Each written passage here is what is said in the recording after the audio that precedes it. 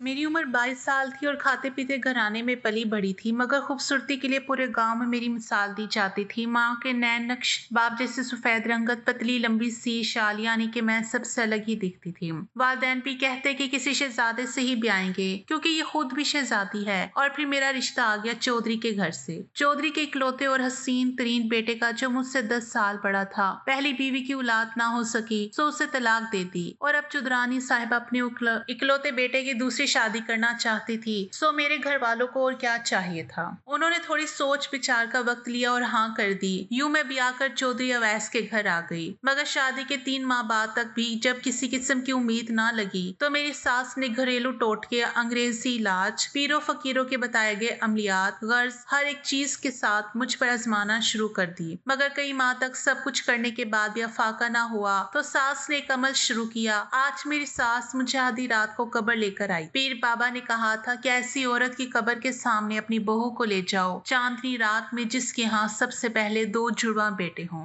कब्रस्तान का सुनकर मेरी जान ही निकल गई, क्योंकि मैं बहुत डरती थी। मीलों दूर मेरी सास को खबर मिली कि एक ऐसी औरत की कब्र है जिसके पहले बेटे हैं। औरत मर चुकी थी और उसके बेटे जिंदा थे। मैं डरी सहमी कब्र के सामने बैठी थी और मेरी सास मेरे सर से 7 मिर्चें मारकर जलाने लगी। एक तो आधी रात और कब्रिस्तान, ऊपर से हम 2 तन्हा औरतें। पीर बाबा ने किसी मर्द को साथ लेके जाने से मना किया था। सास ये अमल करने के बाद मुझे घर ले आई। पीर बाबा ने कहा था चंद महीने में कामयाबी मिलेगी, लेकिन ऐसा कुछ नहीं हुआ। ये कोई पहला अमल नहीं था। फिर अब मेरी सास रोज रात को सोने से पहले मुझे एक तावीज नुमा पूड़ी देती और कहती कि मैं इसको अपने सरहाने रखकर सो जाऊं तो जल्द औलाद हो जाएगी। अब आप मेरा इलाज करवाएं, किसी अच्छे डॉक्टर से, मैं इन टोटकों से तंग आ गई हूँ। मैंने बेजारी से कहा तो मेरी सास आपे से बाहर हो गई। उन्होंने मुझ पर बहुत गुस्सा किया। मैं डर गई थी। मैंने आराम से वो पुड़िया ले ली थी और अपने तकिए के नीचे रखकर सो गई थी। मरती क्या ना करती। सुबह जब उठी तो मुझे सास की बात याद आई। मुझे लगा इस पुड़िया को लीमू के जूस में मिलाकर पीना है। मैंने जैसे ही तकिया ऊपर किया, मेरी हैरत की इंतहा न रही कि वहां पर पुड़िया की जगह 1000 के चंद नोट पड़े थे, यानी कि चंद हजार पुड़िया वहां से गायब थी। मैंने वो पैसे उठाए और देखा क्या ये असली नोट है या नकली। वो नोट 100% असली थे। अब मैं फटी फटी आंखों से उन पैसों को देख रही थी और सोच रही थी कि सास को बताऊं कि नहीं। इतने में दरवाजा खुला। मैंने फौरन वो नोट तकिए के नीचे छुपा लिए। मेरी सास अंदर आई और पूछा नींबू का जूस पिया। मैंने इस बात में सर हिला दिया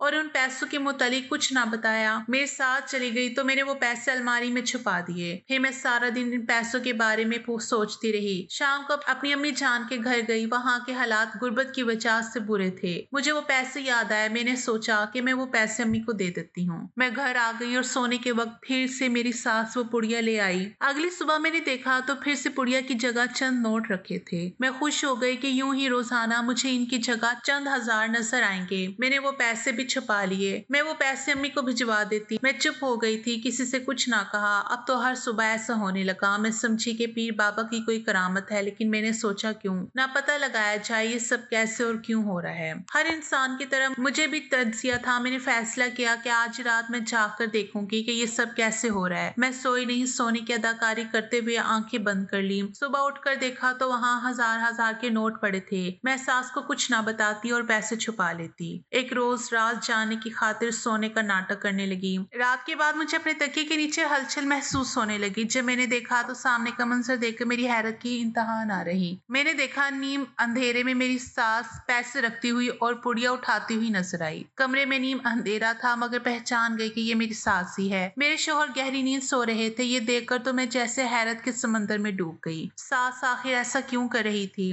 इस सवाल ने मेरा सुकून छीन लिया। अब अगर मैं सास से सवाल करती इसके मुतालिक तो वो मुझसे पूछती कि मैंने सारे पैसे कहाँ किए। मैं उनको कैसे बताती कि वो पैसे तो मैं अपने वालदैन को दे चुकी हूँ। मैंने अपने होंठ सी लिए और सास से कुछ नहीं कहा। फिर मुझे लगा दाल में कुछ काला है। 1 महीना यूं ही गुजर गया। मैं पैसे अपने घर वालों को देती रही। फिर चंद महीने के बाद मेरी सास ने सारे गांव में अफवाह फैला दी कि मेरी बहू उम्मीद से है। ये सुनकर मेरे शोहर खुशी से निहाल हो गए और मुबारकबाद देने वालों को तांता बन गया। मैं हैरान और शशता रह गई थी सास की इस हरकत पर। मैं उनके पास गई और उनसे कहा अम्मा आपने झूठ क्यों बोला? मैं तो उम्मीद से नहीं हूँ। मैंने कहा तो सास का रंग गुस्से से लाल हो गया। बहू अपनी जबान को यहीं पर ताला लगा दो और जैसा मैं कहती हूँ वैसा ही करो, वरना मैं सब सबको बता दूंगी कि तुमने मेरे पैसे अपनी माँ को दिए हैं जो मैं तकिए के नीचे रखती थी। सास के इस इंकशाफ पर मैं हैरान हो गई। यानी ये सब मालूम हो गया था कि मैं अम्मी को पैसे देती हूँ, और ये बात जरूर उसी मुलाजमा ने बताई होगी जिसके हाथ में अम्मी को रोजाना पैसे भिजवाती थी। शर्म के मारे मेरा दिल किया कि जमीन फट जाए और मैं अंदर समा जाऊं। मैं सास की नजरों में चोर बन गई थी। उसके बाद सास ने जैसा कहा मैंने वैसा ही किया। उन्होंने मेरे शोहर से कहा कि मैं आज से इनके साथ सोया करूंगी।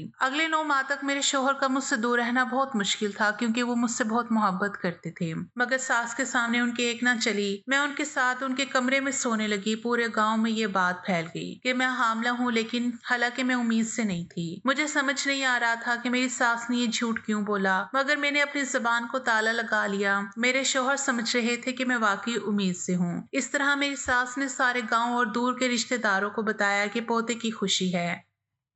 मुझे ये सब बहुत अजीब लग रहा था, मगर मेरी सास ने मुझसे कहा कि मैं बच्चे वाली औरतों की तरह अदाकारी करूं। फिर देखते ही देखते वक्त गुजरता गया। पेट भरने का वक्त आया तो मेरी सास ने कपड़े के साथ मेरे पेट में रुई बांधी ताकि मेरा पेट सब औरतों को बड़ा हुआ लगे। मेरी सास ने मुझे मेरे कमरे में छुपा लिया था। मैं कैद होकर रह गई थी। फिर मेरे शोहर को मुल्क से बाहर भेज दिया। मेरे शोहर सऊदीया चले गए। फिर 9 महीने गुजरे थे कि अचानक मेरी सास ने अंधेरे में मुझे जगाया। बहू जल्दी उठो और हमें सुबह से पहले निकलना है शहर के लिए। मैं परेशान हो गई, मगर सास के सामने कोई सवाल करने की इजाजत न। आधी रात को हम ड्राइवर के साथ गाड़ी में बैठकर रवाना हुए। मैं समझ गई थी कि सास अब मेरी डिलीवरी का ड्रामा करने वाली है। उसी रात मुझे सारा माजरा समझ में आ गया था। मैं समझ गई। सास मुझे डॉक्टर के पास ले गई और कहा कि मैं ठीक हूँ। जरूर मेरे शोहर में औलाद पैदा होने की सलाहियत नहीं है, क्योंकि दूसरी बीवी को भी बच्चा नहीं हुआ। डॉक्टर ने पहले भी यही कहा था जब अवैस की पहली बीवी से औलाद न हुई थी। लेकिन ये वो लोग थे जो पराई बेटी पर सारे इल्जाम गिराकर अपने बच्चों को बिचाते हैं। इतने साल मेरी सास मेरी सौतन को कसूरवार ठहराती रही। उन्हें मालूम था कि खराबी उनके बेटे में है, लेकिन मेरे शोहर मेरी सास के इकलौते बेटे थे।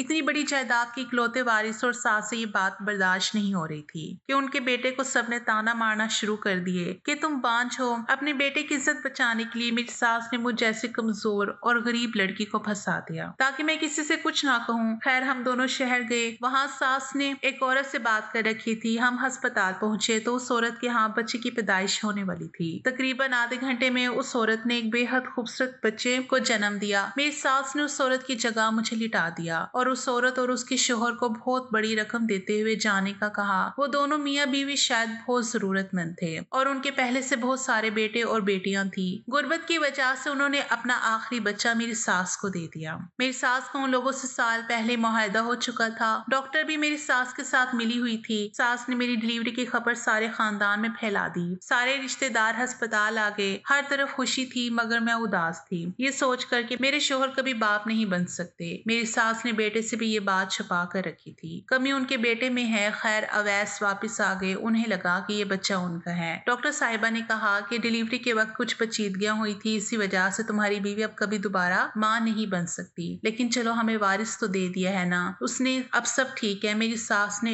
एक और झूठ बोला। वो लोग मुझे वापस हवेली ले आए। हवेली में जश्न का समा था। मेरी सास ने कमाल महारत से अपनी इज्जत बचाई। किसी को कानो कान खबर ना हुई। पहले तो मेरा दिल नहीं किया इस बच्चे को उठाने का, लेकिन जब इस मासूम की तरफ देखा तो मेरे दिल की ममता जाग गई। मैंने बच्चे को उठाया और अपने दिल से अपनाया। सास ने मेरे बेटे का नाम रूहान रख दिया और कहा कि ये हमारा वारिस है। यूं देखते ही देखते रूहान 4 साल का हो गया। रूहान के आने से मुझे अपनी जिंदगी मुकम्मल लगने लगी। मेरी सास को इसमें दिलचस्पी नहीं थी, बस कुदरत के आगे बेबस हो गई थी। उन्हें अपनी और अपनी इकलौते बेटे की इज्जत बचाना थी, सो बचा ली। अब वो मुतमईन थी, लेकिन सगा बेटा ना होने का दुख उन्हें अंदर ही अंदर खाए जा रहा था। एक दिन अचानक मेरी तबीयत बिगड़ गई। मुझे चक्कर आ गए। मैं गश खाकर गिर गई। मेरी सास और मेरे शोहर मुझे जल्द करीबी अस्पताल लेकर गए। वहां जाकर पता चला मैं वाकई उम्मीद से हूँ। कुदरत की इस कारीगरी पर मैं हैरान थी। मेरी सास खुशी से पागल होए जा रही थी। उन्होंने मुझे शिद्दत से गले लगा लिया, मेरे माथे पर बोसा दिया। मेरे शोहर अपनी माँ से भी ज्यादा खुश हो गए। मैं समझ गई कि मैंने रूहान को दिल से अपनाया, इसे माँ का प्यार दिया, इसलिए अल्लाह को मेरी ये नेकी पसंद आ गई और मेरा रब मुझ पर मेहरबान हो गया। मेरी भी खुशी का कोई ठिकाना नहीं था। हम घर वाले जब रूहान को लेकर वापिस गए, मैंने हिम्मत नहीं हारी। मैंने अखबार में एक हकीम का इश्तिहार देखा था। वो बेऔलादी का इलाज करते करते हैं। मैंने एक मुलाजमा को उनके पास भेजा और दवाइयाँ मंगवा ली अपने शौहर के लिए। मैं अवैस को बताए बगैर रोजाना दूध में वो दवाइयाँ मिलाकर उनको देने लगी, जिसकी उन्हें खुद भी खबर नहीं हुई। ये उन्हीं दवाओं का नतीजा था। दरअसल मेरे शौहर को इलाज की जरूरत थी, मगर मेरी सास ने अपनी अना की खातिर उन्हें डॉक्टर के पास जाने नहीं दिया। ये कहकर कि तुम्हारी पहली बीवी बांझ है, तुम दूसरी शादी करो। अब हकीकी मायनों में हम खुशी से सरशार थे। इतनी खुशी मैंने अपनी सारी जिंदगी में नहीं देखी। घर आकर रूहान रोने लगा तो मैंने उसे उठा लिया। ये मंजर देखकर मेरी सास का चेहरा गुस्से से लाल हो गया।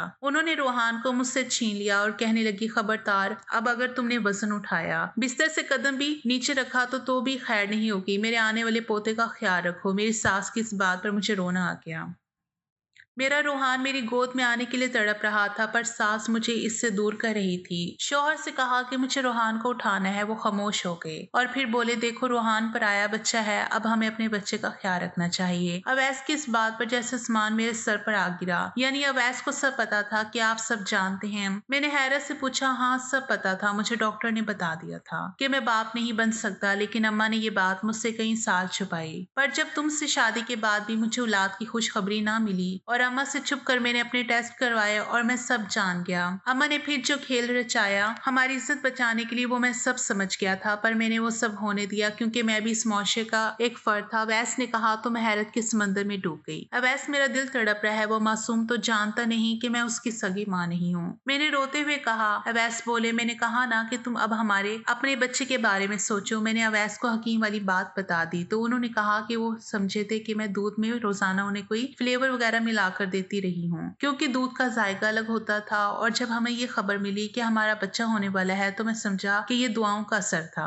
खैर, मेरी खुशी अधूरी रह गई क्योंकि मेरे रूहान को अब आया पाल रही थी। अब रूहान को उठाने से उसे खाना खिलाने के और नहलाने की इजाजत नहीं थी, मगर इसको हवेली में रखना मेरे शोहर और उस सास की मजबूरी थी। वो जमाने में ढंडोरा पीट चुके थे कि रूहान उनका अपना खून है। मेरे शोहर को रूहान से मोहब्बत थी, वो उसके साथ खेलते थे, मगर मुझे उसको उठाने ना देते। फिर वो वक्त भी आ गया जब मेरा अपना बच्चा भी इस दुनिया में आ गया। सब खुश थे, मैं सोचकर खुश थी कि मैं रूहान को उठा सकूंगी। वह मासूम मेरे लिए तड़पता था और मैं उसके लिए। ये मेरे रब के सिवा कोई नहीं जानता था। पैदाइश के वक्त मैंने पहली फरमाइश अवैस से यही की कि मुझे रूहान को उठाना है। अपने बेटे की खुशी में मेरे शोहर ने उसको मुझे दे दिया, खुद अपने सगे बेटे को उठा लिया। लेकिन फिर मेरी सास ने कहा कि मैं अपने बेटे का ख्याल रखूं। मेरे अपने बेटे का नाम जैन रखा था। वक्त गुजरता गया और मेरे दोनों बेटे जवान हो गए। रूहान के साथ मेरी सास का रवैया तल्ख से तल्ख होता जा रहा था। वो हर वक्त उदास रहता, उसकी उदासी मुझसे देखी नहीं जाती थी। फिर सतम ये कि रूहान और जैन को खानदान की एक ही लड़की पसंद आ गई। उस लड़की का नाम एमन था और वह अवैस के एक तायाजाद भाई की बेटी थी। सब जानते हुए भी मेरे शोहर और मेरी सास ने जैन के रिश्ते की बात उनसे कर दी। मुझे यहाँ भी रूहान का दुख हुआ। एक दिन अचानक जैन ने नई और महंगी तरीन गाड़ी के लिए बाप से अच्छा खासा पैसा मांगा। बेटा, इस सारी जायदाद के तुम अकेलौते वारिस हो। मेरी सास ने रूहान के सामने ये बात कही तो उन दोनों बेटों ने सवालिया नजरों से मेरी तरफ देखा। मैंने बेबसी से नजर झुका ली और फूट फूट कर रोने लगी। रोते हुए मैंने दोनों बच्चों को सारी सच्चाई बता दी और हाथ जोड़कर रूहान से माफी मांगी, मगर ये सुनकर वो इतने सदमे में आ गया कि हवेली ही छोड़कर चला गया। मैं उसके पीछे भागी, लेकिन वो मुझसे दूर जा चुका था। जब शोहर को रूहान के जाने की खबर हुई तो वो उसे दीवाना वार तलाश करने लगे। सच था कि जैन हमारी अपनी औलाद थी, लेकिन अवैस को रूहान से भी मोहब्बत थी। 4 साल तक उन्होंने भी उसको अपनी औलाद की तरह समझकर पाला, जब उन्हें अपनी औलाद की उम्मीद ना थी। इतना अरसा तो किसी जानवर को साथ रखे तो उससे भी उनसे हो जाती है। ये तो फिर जीता जागता इंसान था। कई माह तक वो गायब रहा। मैं और अवैस उसकी जुदाई में बीमार हो गए, जबकि जैन भी बहुत उदास था। मेरी सास को भी एहसास हो गया कि अपनी औलाद हो या गोद ली हुई, मोहब्बत उतनी ही होती है। अब मेरी सास को भी वो याद आने लगा, क्योंकि वो बहुत फर्मा बरदार और प्यार करने वाला था और उनकी बेरुखी के बावजूद भी उनका ख्याल रखता था। फिर एक दिन रूहान का पता मिल ही गया। मैं, मेरी सास और मेरे शोहर तीनों भागम भाग गए। भागम भाग वहां पहुंचे। मेरी सास ने उसको देखते ही उसे गले लगा लिया और माफी मांगी। हम उसको घर ले आए भी। आखिर उसको वो मुकाम मिल ही गया जो मैं चाहती थी। आज हम सब इस हवेली में खुशगवार जिंदगी गुजारे हैं।